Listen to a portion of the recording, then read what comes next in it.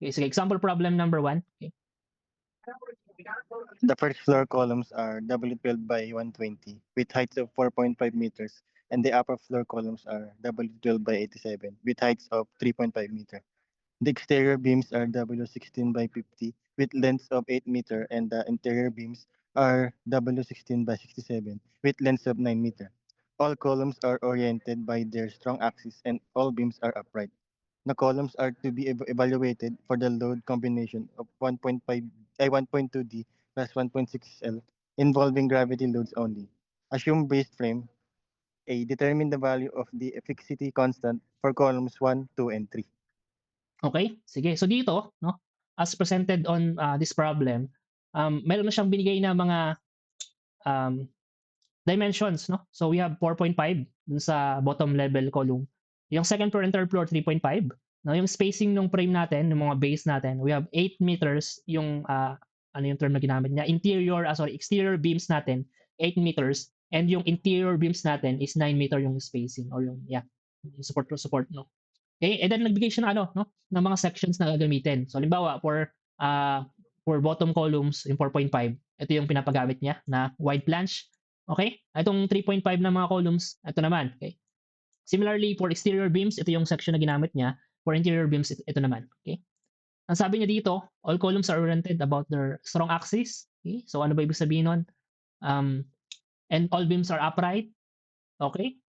And then, ano pa sabi niya? The columns are to be evaluated for the load combination. Ito. Okay? So mapansin mo dito, dead load and live load combo lang to. No? Wala kang lateral load. Kaya, ang assumption natin is a brace frame. No? Kasi brace frame, usually it should not resist ano, no? Or it was not designed to ano, no? To carry lateral load. Anyways, and pinapahanap dito yung fixity constant, no? Nung tatlong column. Okay, number 1, itong column na to. Okay? Number 2, this one. Okay? And yung 3, no? Yung example natin kanina. Okay? Sige, let's try to calculate, no? Yung ating mga fixity constant. Okay?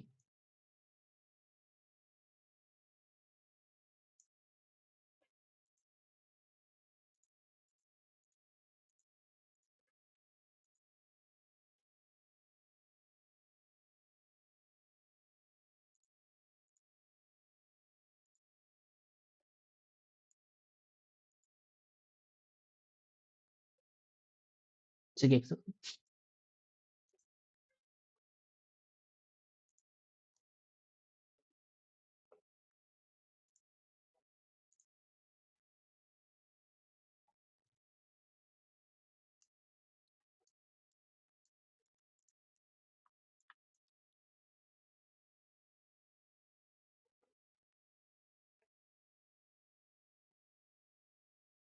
okay? Meron tayong clue dito, no? Meron tayong clue. Yung columns daw, ang sabi sa problem, all columns are oriented about their strong axis, no? Kung babalikan kasi natin yung formula, no, na gagamitin natin for the calculation of G, no, or the relative stiffness, this is related to ano, 'di ba? To the relative stiffness is equal to I over L, 'di ba? So, ang question is ano yung moment of inertia na dapat mong gamitin? Okay? Ano yung moment of inertia na dapat mong gamitin sa ganitong scenario? Okay. Well, sinabi dito, no, all columns are oriented about their strong axis and all beams are upright. So meaning, ang gagamitin mong moment of inertia yung at strong axis, no, yung mga Ix mo. Okay? So ibig sabihin, let's define muna, no? Let's define muna yung mga value ng Ix kasi wala dito sa problem, no? And sana pakibigay na lang, no, based diyan sa ano nyo, sa section database nyo, yung mga value ng Ix ng mga given ano natin, okay? Section na gagamitin. So start muna tayo sa columns, itong 12 by 120. Okay? So itemize natin, okay? Okay, so sana paki-prepare na, no, yung ano natin, database natin. So i-take note na lang natin since columns and beams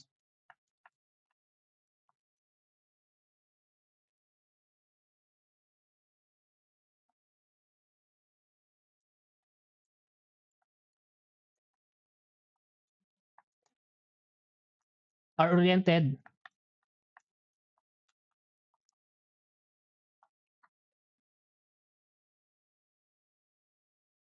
at their strong axis, no.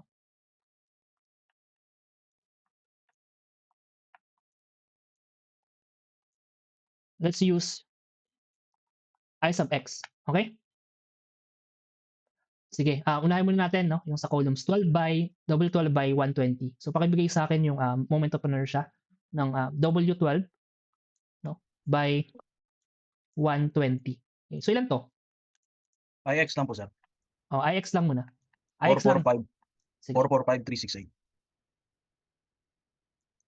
4, Times 4, 5. 445, 368. Raised to 3 pa. Okay.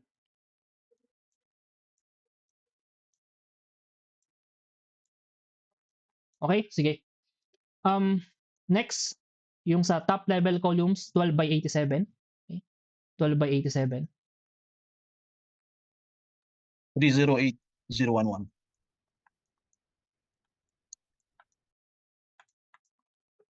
Sige, copy na lang natin to. Okay.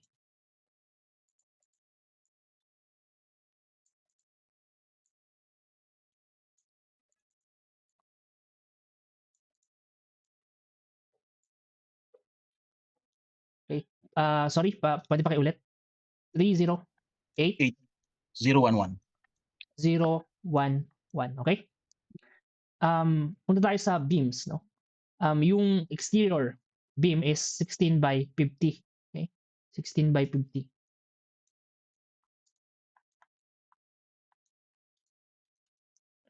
So, ilan to? 274297. 274 297. 297. Okay. And yung interior is 16 by 67. Okay. 16 by 67. So, ilan din yung moment of inertia? 397085. 397,085. Okay? Sige, okay na, no? We already have the moment of inertia nung mga given beams and columns connected dun sa sa frame natin. So we can now start on calculation ng fixity constant, no? So unahin na natin yung column 1, no? Sige. Fixity constant.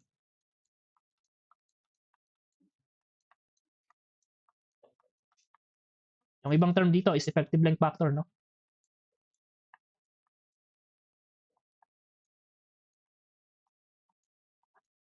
Okay? Column 1, okay? Sige. So siguro mas maganda screenshot natin, okay? Yung pinaka figure natin sa problem, okay? So as a guide, no? As a guide. Ito 'yon, okay?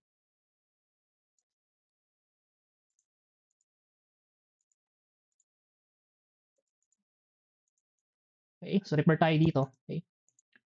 So, sulat natin yung pinaka-formula natin, no, for stiffness or mga G, okay? So, unahin muna natin yung overall formula. So, that is simply no, the relative stiffness, no, summation of relative stiffness for columns,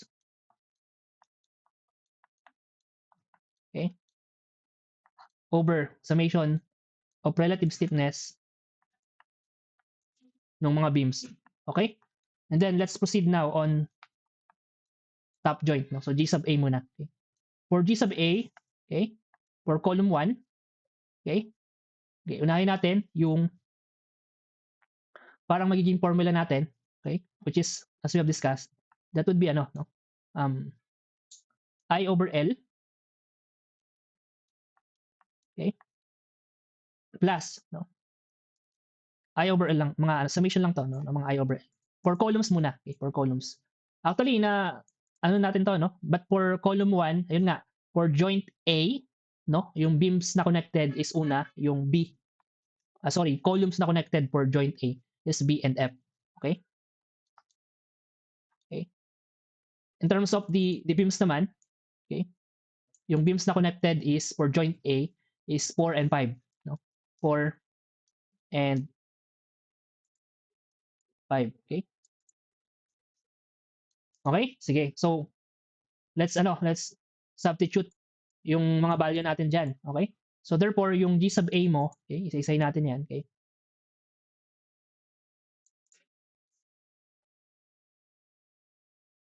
Okay? Yung moment of inertia of beam B or column B, sorry.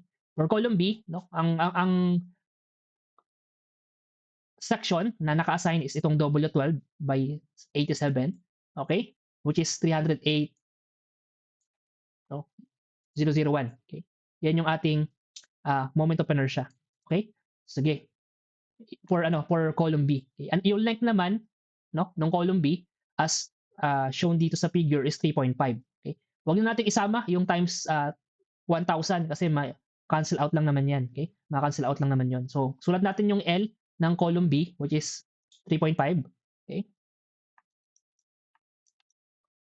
Okay? Plus, okay? Yung moment of inertia of column F which is, sa case na to, ganun pa din, parehas pa din yung ginamit natin. Okay? Upper level columns tayo. So, ibig sabihin, no? And yung L mo, ganun pa din, no? 3.5 pa din, okay? For column F. So, parang naulit lang to. No? So, pwede natin itong i-copy kasi parehas lang sila, okay? Okay? And then, no, okay na tayo sa numerator. We can now proceed dun sa denominator. No? Moment of inertia of beam 4. Okay? Yung beam 4 natin, this is an exterior beam. No? I think ito yung exterior natin, yung mas mababa yung moment of inertia. Okay? So, copy natin to. No? Ito yung moment of inertia. No? Baliktad po, sir. Baliktad ba? Okay. Exterior beams, no? 16 by 50. Okay? Interior Tama po beams pala, sorry. is 16 by 7. Okay? So, in a sense, dapat mas malaki yung interior, no? Nung ano mo, nung sa frame mo. Okay? So, ito yung exterior. Okay? Ito yung interior. Okay? Siguro, mas maganda, i-ano lang natin, no? I-emphasize natin dito. Ito yung exterior.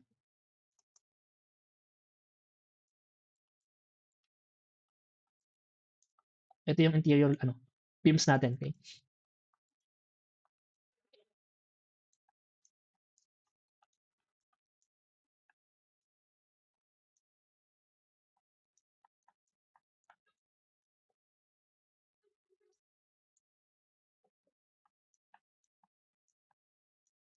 Lower level columns yan, no? And upper level columns. Okay? So, sige yan, para mas malinaw. Okay?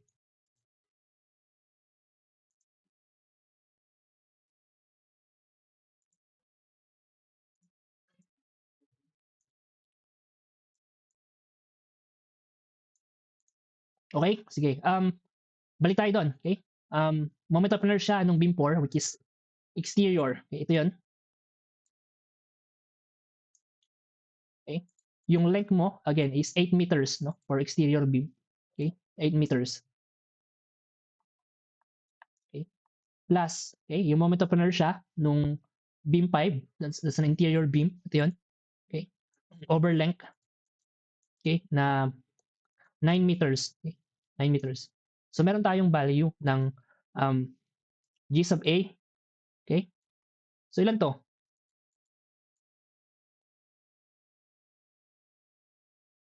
Ilan to? 2.24476 po. 2.2. 4476. Okay, sige. Kasi pagdating sa graph, sa nomograph natin, hindi mo kailangan maging super no? Super specific. Kahit gantong 2 decimal lang, okay na, no? So, sige. For the G, accept natin yung 2 decimal place lang. Okay? Sige. G sub B tayo. Okay? Sa G sub B, itong bottom joint nung column 1, okay? So, sulat lang natin mabilisan. Okay? For G sub B, we would have yung I over L. Okay? I over L.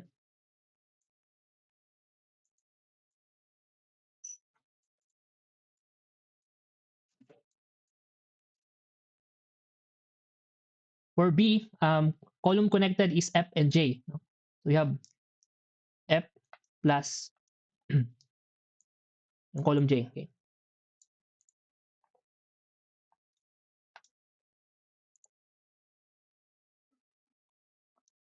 And then for the beams naman, okay, denominator, for joint B, that is 7 and 8. No? 7 and 8.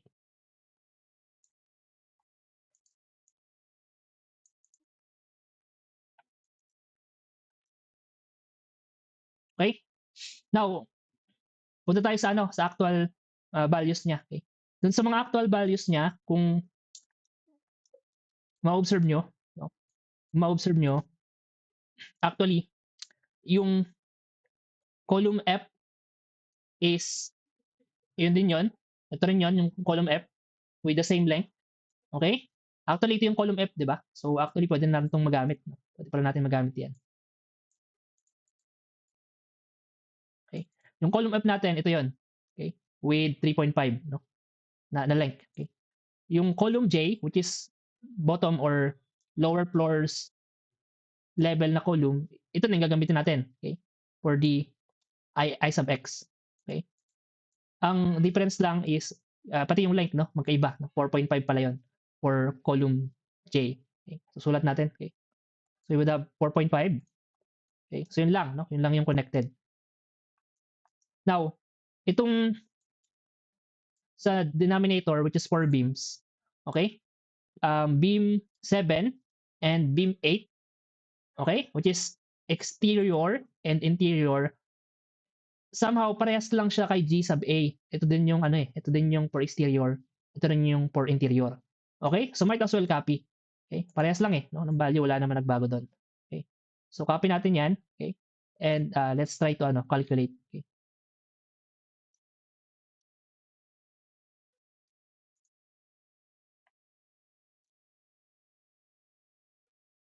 Okay? So, ilan to? 2.38, sir. Okay? 2.38. So, we already have the no, yung value ng ating mga G's, no. Pwede nating i-define yung actual value ng K. So, balik lang tayo doon. Sabi kasi dito sa problem, brace frame daw, no, brace frame. So, ibig sabihin dito, ang kailangan natin i-copy ito. Okay? Ito yung for brace frame, no. Brace frame. So, sige, copy natin 'yan, okay? Okay, yung next step ngayon is to define na, no, yung actual fixity constant. Okay? So, ang gagawin natin, no,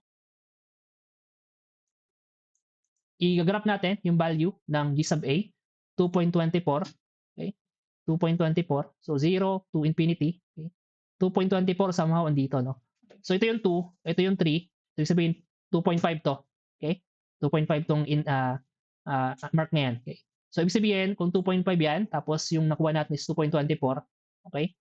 Nasa no? Nasa boundary, nasa gitna somehow. Okay? Pero actually, yeah, pwede na rin, no? I-assume na lang natin, andito. Okay? So, andito, baguhin natin yung kulay. Gawin natin, gawin siguro natin red for this one. Okay? So, sabihin natin yung 2.4, somehow, andito. Okay? 2.24, sorry. Okay? Tama ba? Yeah, kasi parang 2.25 na rin to, di ba? So, this is 2 and 2.5, so 2.25 or 2.24 andito. Okay? Similarly, yung sa G sub B, okay? 2.38. Okay? So, 0. Okay? Yung 2 andito banda. Okay? So, meron ka ulit 2.5. So, 2.38. Somehow, 2.4 na din yun, di ba? Okay? 2.5 to, no? 2.5. Itong level na yan. Okay? This is 2. Okay? 2.38. Somehow, no? I think everyone would agree somehow andito. Okay? Sige. So, gagawin mo lang, no? Mag-draw ka lang ng straight line. Okay? From, so dapat may ruler pala kayo, no? Bibigyan kayo ng graph. Dapat meron kayong ruler. So, sige, lagay tayo ng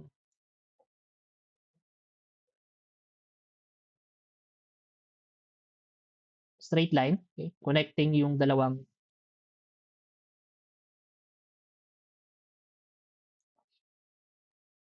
nodes na yun. So, imagine na na exact yan, no? So, okay na, no? Na graph na natin. We just need to we just need to define ano ba tong na to. Okay. Okay. Okay. So, again, this is 0.8, then this is 0.9. So, this meaning this is 0.7, obviously. Okay. This is 0.7. Okay. So, kung 0.7 to, sorry, mali. 0.8 is 85. No, 0.85. Okay. 0.85 to. Then 0.9. So, siguro, what we could do is, divide 2 by 5. Okay. Okay. 0.85, 86, 87, 88, 89, tapos 0.9. Okay? So, parang lumalabas, no? That is, no? Yung K natin, base dito, we could conclude na, yung ating fixed constant K is equal to, 0.87. Okay? Sige. So, minsan magkakaiba yung nabibigay ng student, pero somehow parehas yung value nitong na-calculate. So okay lang 'yon, no? I would accept siguro ano, plus and negative 0.02, okay, sa solution. I would accept pa, no? Yeah, or siguro 0.01, okay? Anyways, so gano'n lang siya, no? Gano'n lang siya dini-define, okay?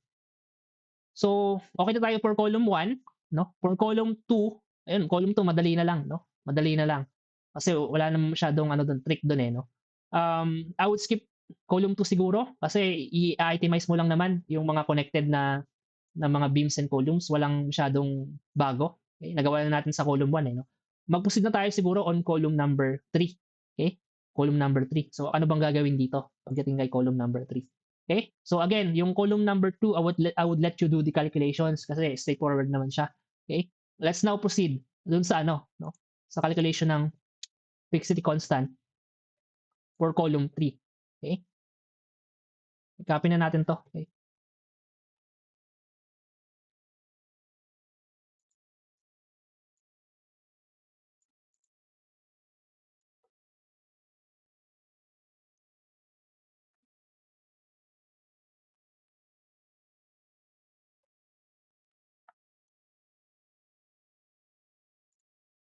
Okay, let's proceed on G sub A for column 3.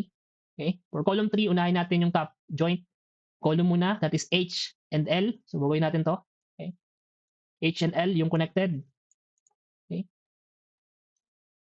okay. Pagdating sa beam, sa joint A ang connected, isa lang, 9. Okay, so delete natin. Okay, we would have, okay, beam 9. Okay, okay. So, plug in natin yung mga values, moment of inertia and length ng column H. That is upper level. So, ito yon. Okay, yung length mo is 3.5. Yung L mo naman, okay, bottom level yon. So, kunin natin dun sa value na to kasi parehas sila nito, eh. No? Ito rin yun, eh. No? Yung may 4.5. So, mas maganda, i-copy na lang natin. Okay, so copy natin dito.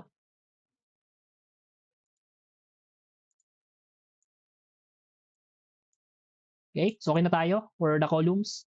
Dun sa beam 9, which is exterior beams, ito yun, no? Ito yung 274. Kung hindi ako nagkakamali. Okay, yung ating 274, yan. Ito nga exterior. Exterior. So, sige. Delete na natin to. Okay. Keep natin tong exterior. Okay. So, meron tayong value ng G sub A. So, ilan to?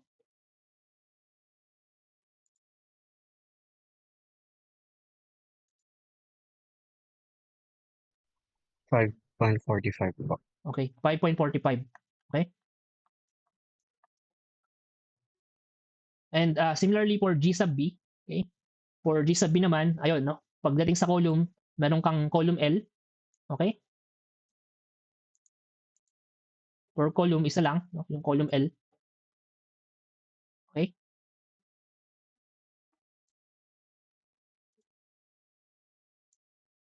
And then, pagdating sa beams connected at joint B, which is a support, ito na yung medyo tricky, no? And you need to ano na, no? To refer dun sa pinaka-clue na gamitin natin. Okay? Which is ito. Okay? So, ito na lang yung tandaan nyo, no? Lagi. Kapag ka fix ka, ibig sabihin, meron kang restrain, no? So, infinite yung restrain mo. Kapag ka simple support ka naman or hinge, 0 yung restrain mo. So, ibig sabihin, yun yung counterpart na value, no? Kapag ka nasa support ka na. Okay? So, sige, kunin natin to. Okay? As a guide. So, since we have a peak support, no? Kung ipa-plug in na natin yung mga values, okay, for G sub B. Okay? By the way, unahin muna natin yung numerator, okay? For column L. Well, column L is to, no? So, copy natin to. Okay? Lower level na columns. Okay? And then yung beams, yun nga, yung i-refer natin dito. So, on this scenario, yung peak support is infinity. Okay? Infinity. Okay? So, ano ngayon mangyayari, no? Kapag infinity. Well, alam na natin that it should be 0, di ba? Kasi you could try na lang on your calculator, no? Ito infinity, i-substitute nyo yung number na ano, 99999 hanggang maubos yung memory ng calculator nyo. Okay? Ang lalabas dyan 0. Okay? O, sige. Meron tayong 0 for G sub B. Okay? Now, na-define mo na ulit, no? Yung dalawang yung mga G's mo, you could now plug graph, no? Yung pinaka para makalculate yung stiffness, fixity constant. Okay. G sub A, 5.45. Baguhin natin yung kulay. Okay. Gawin natin this one blue. Okay. 5.45. Andito. Okay. Ayan. So 5. Okay. Itong indent na to. Then 6.45. Somehow 5.5. So nandito sa nasa middle. Okay. Sa kabila naman, no, yung G sub B, sabi natin it's 0. So dito na siya automatic. Okay. Okay. So mag-draw na lang tayo ng straight line. Okay. Dun sa na yan. Sa dalawang point na yan. Okay.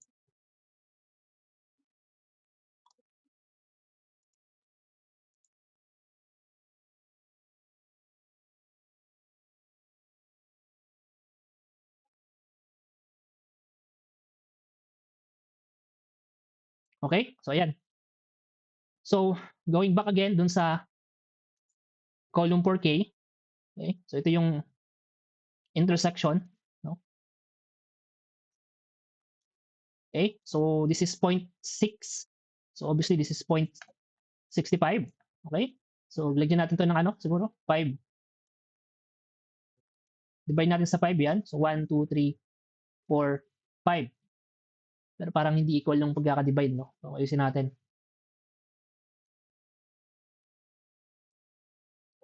Ayan, so ayan, assuming na no? Ito na 'yon. So lumalabas na nasa ka, no? 0.68, no? Okay? Nasa 0.68 ka. Okay? So yung conclusion natin for column 3, yung value ng K mo is equal to 0.68. Okay? So ganun lang siya, no? Ganun lang siya gamitin yung tinatawag nating nomograph or alignment chart. Okay? Any questions or clarifications on this sample problem number 1 before we proceed on the last problem?